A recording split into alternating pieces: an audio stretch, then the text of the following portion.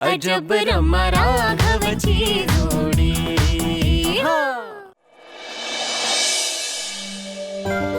हो हो हो, ग्लिच तर सगळं सॉर्ट आउट झालेलं आहे, आता ग्लिच राहिलेला नाहीये, पण फायनल डिझाईनचं काय करायचं आपण? ओके,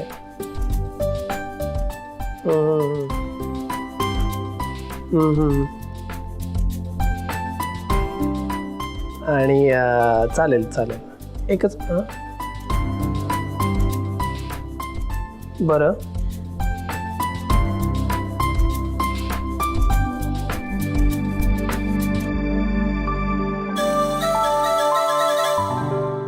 ठीक आहे, चालेल, मी टीमला तसं सांगतो, ब्रीफिंग देतो मी टीमला आणि करून टाकूया आपण. हो चालेल,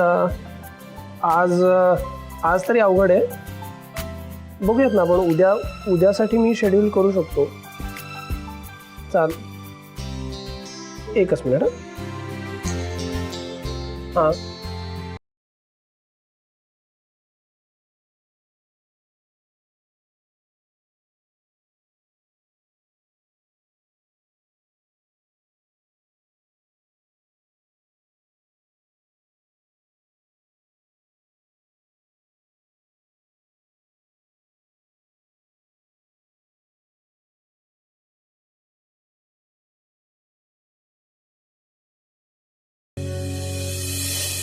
काय चाललंय तुमचं रमा मॅडम? कुठे काय? काहीच नाही.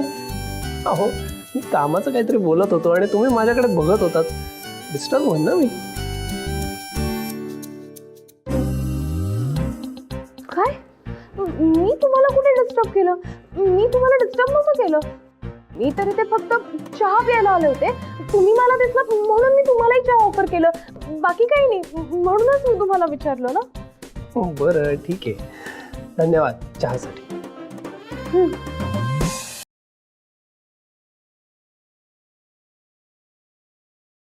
चला कामाला लागूया.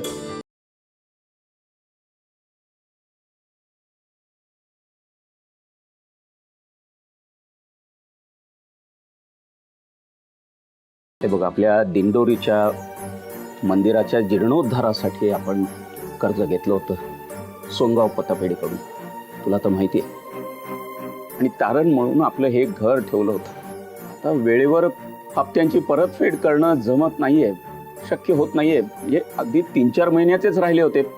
आज अचानक त्यांनी ही नोटीस पाठवली आणि त्यात लिहिलंय की मुद्दल आणि व्याजाचे 50 लाख भरा, नाहीतर तुमचं राहतं घर आमच्या ताब्यात द्या.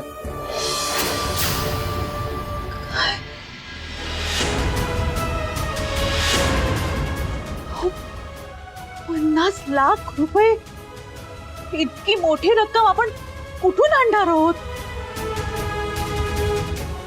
आबा, पण मला समजत नाहीये, फक्त थोडेच हप्ते उरलेत, पण मग त्यासाठी कोणी थेट घरावर जप्तीची नोटीस कशी काय पाठवू शकतात? पतपेढीचे अधिकारी तुम्हाला चांगले ओळखतात, तुमचा आदर करतात, मग हे सगळं? कार्तिकेय, हे फक्त थकबाकीमुळे नाही, आपलं संपूर्ण कर्जच त्यांनी रद्द केलंय. हे सगळे पैसे आपण जर भरले नाही तर आपलं हे राहतं घर.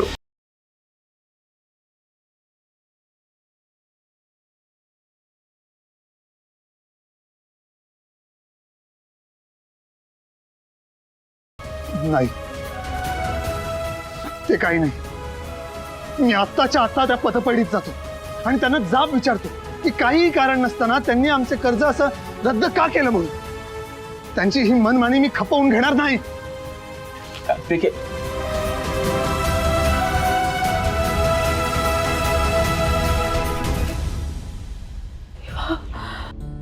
शालिनी, सगळं काय होऊन बसलंय?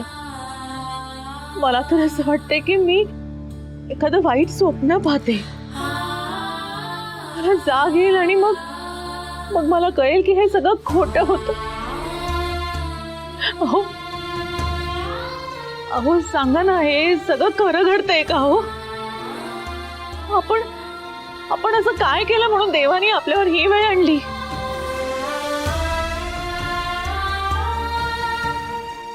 अहो सांगा ना, असं गप्प बसू नका. अहो बोला ना, अहो काहीतरी सांगा, मला खूप भीती वाटते अहो.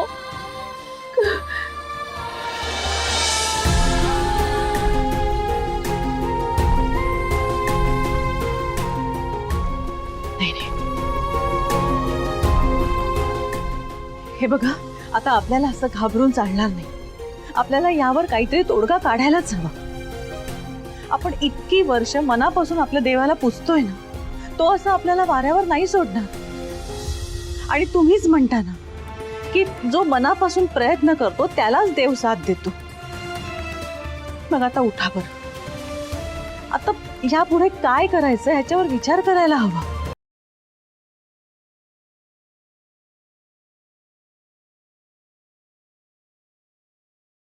तू बरोबर बोलतेस शालिनी.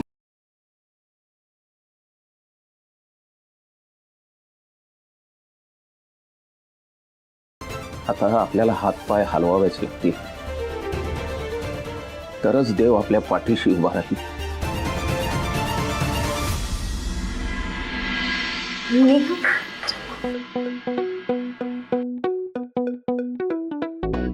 रमा, अगं चहा गार झाला.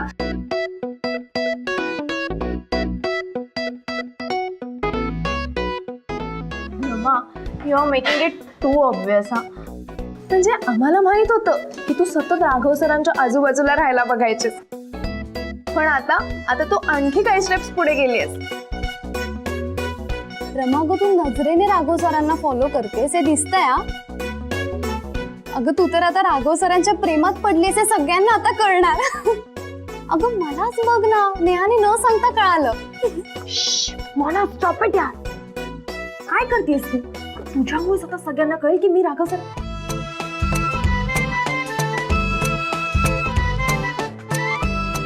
हा काय?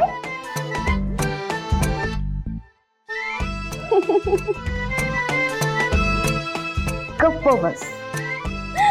पण रमा, मला असं वाटतंय की तू जास्त हवेत ओढू नकोस. आधी राघव सरांना तुझ्याबद्दल काय वाटतंय हे चेक कर. नाहीतर राघव सरांचं तुझ्यावरती प्रेम नसेल तर.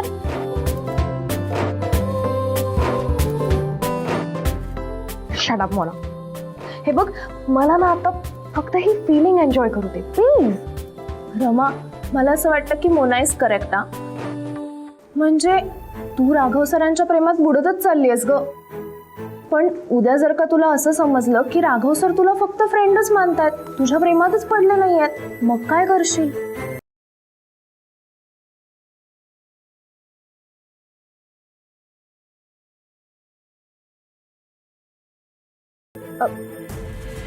आय थिंक मला राघव सर बोलवतात, मी आलेच.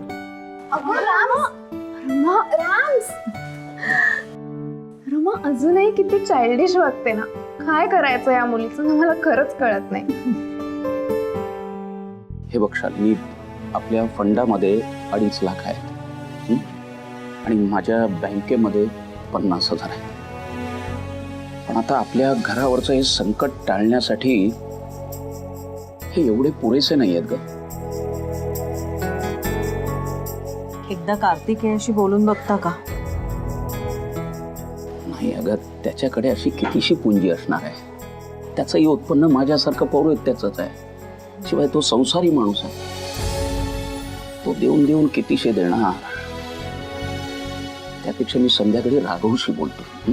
अहो राघवची नवीन नवीन नोकरी आहे, त्याची अशी किती बचत झाली असणार. मान्य आहे, तू म्हणतेस ते बरोबर आहे शालिनी, पण काहीतरी ते उपाय शोधला पाहिजे. कर्जाचा एवढा मोठा डोंगर आपल्या हे.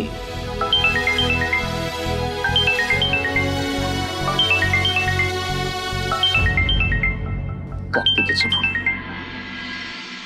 हॅलो. हा आबा, मी त्या सोनगावच्या पतपेढीत जाऊन आलो. हा, काय म्हणाले ते? अहो आबा, ते आपले गॅरेंटर आहेत ना गोखले साहेब, हा, त्यांनी काय अचानक पतपेढीत लेखी अर्ज दिलाय. ते म्हणतायत की त्यांना आपलं गॅरेंटर म्हणून नाव काढून घ्यायचंय. काय? अरे पण त्यांना म्हणे कोणीतरी सांगितलं की आपली आर्थिक स्थिती चांगली नाहीये म्हणून ते आता आपली गॅरंटी घेऊ शकत नाहीये. आणि म्हणूनच पतपेढीवाल्यांनी आपलं कर्ज तडकाफडकी रद्द केलं. अरे पण असं कसं झालं? हमीदार म्हणून सही करताना मोठ्या आनंदाने सही केली होती गोखले साहेबांनी. कार्तिके तू असं कर, गोखले साहेबांच्या घरी जा, त्यांच्याशी बोल भेट. हा आबा मी आता तिथेच आलो आहे, त्यांच्या त्या इंदिरानगरच्या घरी. पण घराला कुलूप आहे आणि फोन सुद्धा बंद आहे त्यांचा. अरे देवा, काय गोड बंगाल आहे. काय काय माहिती, काहीच कळत नाही आबा. मी असं सगळं अचानक. आबा आता काय करायचं?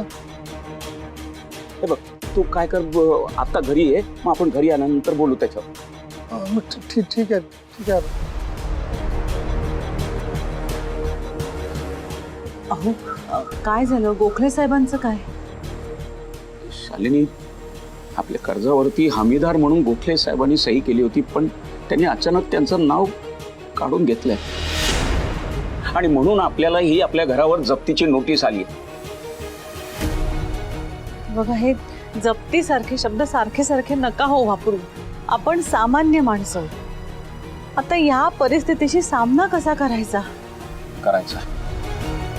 सामना करायचा शालिनी, आणि त्यासाठी एक मार्ग आहे. कुठला? आणि राजू, हे सोफ्याचे कवर्स बदल, कुशन कवर्स बदल, ओके.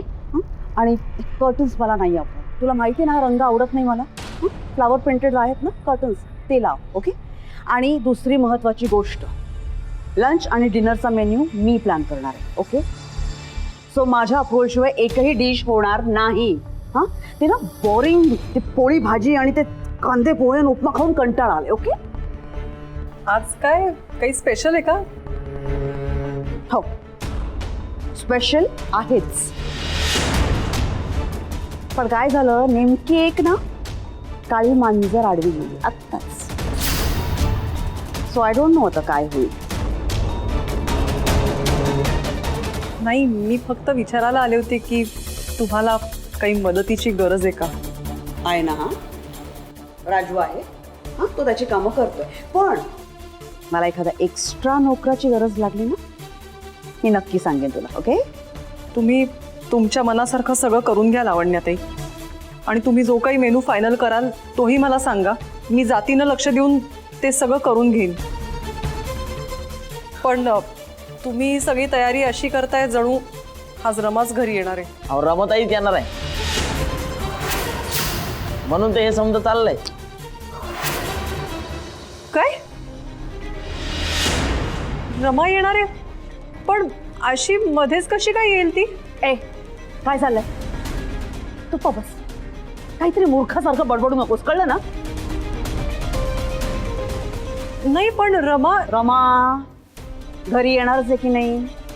आज नव्हते घरी येणार, राईट? 1 महिन्यात परत येणार होती आणि आता 1 महिना पूर्ण व्हायला काहीच दिवस शिल्लक राहिले, ओके.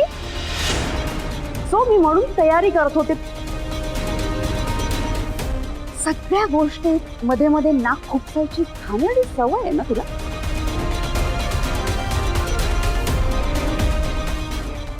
मी नाही मध्ये पडणार.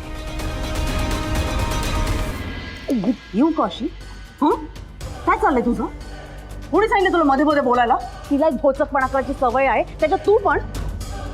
नोकरीवरून काढून टाकीन ना मी तुला, काढून टाकीन नोकरीवरून. माफ करा मॅडम. जा काम कर, मी सांगितलेली. इडियट, इडियट इथे माझ्याच डोक्यावर बसले की ते ह्याच घरात आहेत सगळे एकतर.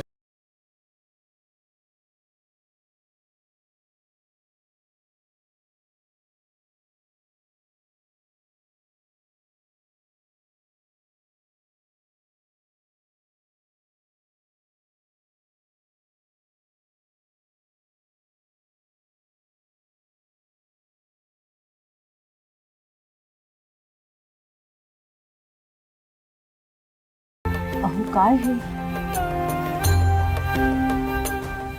मी तुला म्हटलं होतं ना की आपल्याकडे आणखीन एक मार्ग आहे म्हणून. तो हाच मार्ग. अहो पण आपण साठवलेलं सोनं. शालिनी, आपण सोनं कशासाठी साठवतो?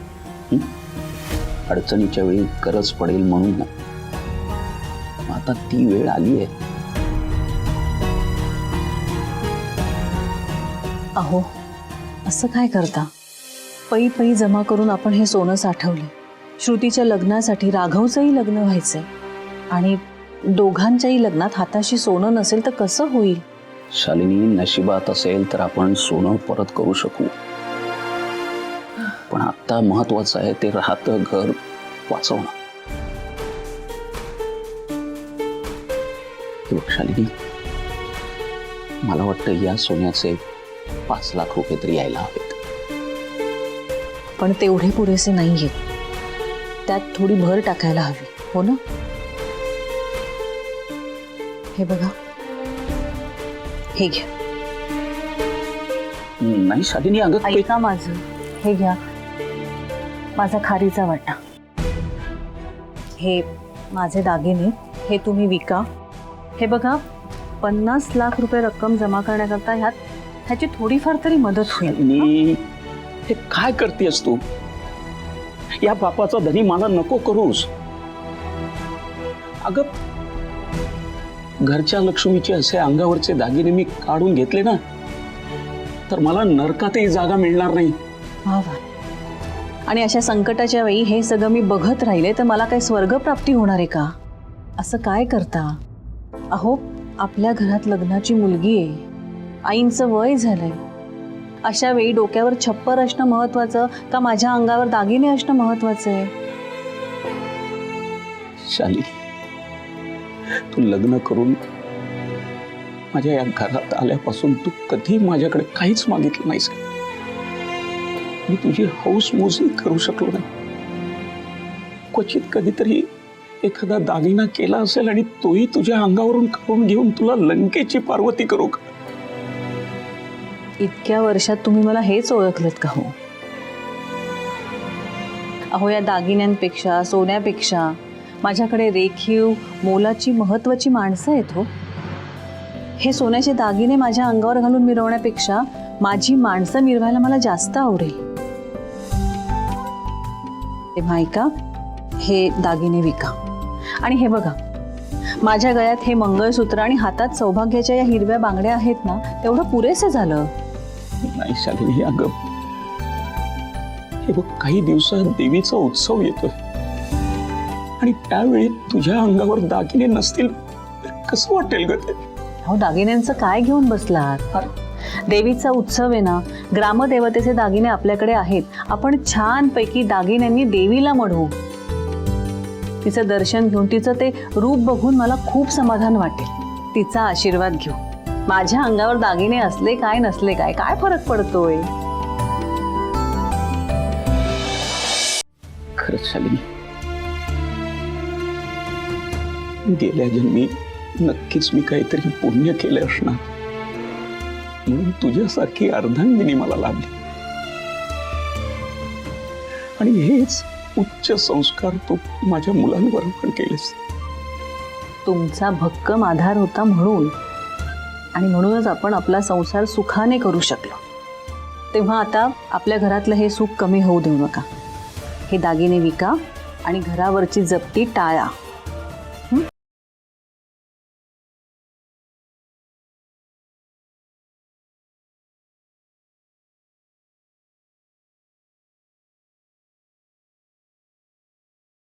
आधी राघव सरांना तुझ्याबद्दल काय वाटतं हे चेक कर, नाहीतर राघव सरांचं तुझ्यावरती प्रेम नसेल तर. मी गाडीवर राघव सरांच्या मागे बसते तेव्हा असा हात त्याच्या खांद्यावर ठेवते, पण राघव सर जर माझ्या मागे बसले तर ते असाच हात माझ्या खांद्यावर ठेवतील. सर गाडी थांबवा, सर गाडी थांबवा, गाडी थांबवा, उतरा. तुला काय रमा मॅडम, अहो घरी जायचं आपल्याला. सांगितलं ना एकदा, उतरा, बाजूला वा बघू.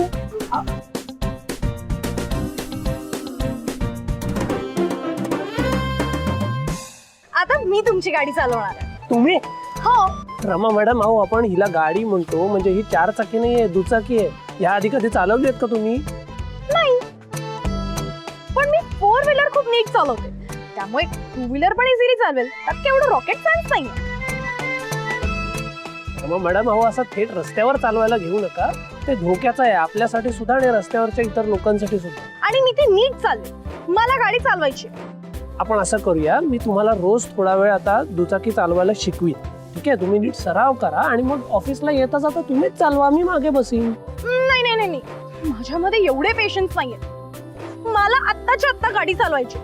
तुम्ही बाजूला व्हा बघू. थांबा मॅडम, तुमचा हा हट्टीपणा आहे ना, हा दिवसेंदिवस नाही दर तासाला वाढत चाललाय आता. तासाला नाही, दर मिनिटाला, इनफॅक्ट दर सेकंदाला वाढत चाललाय. ओके, मी सांगितलं ना मला गाडी चालवायची आहे म्हणून. व्हा ना बाजूला. हो, तुमच्या हट्टीपणापायी एखाद्याचा जीव कसा धोक्यात घालायचा आपण? राघव सर, कोणाला काही होत नाहीये, हे धरा बघू. अहो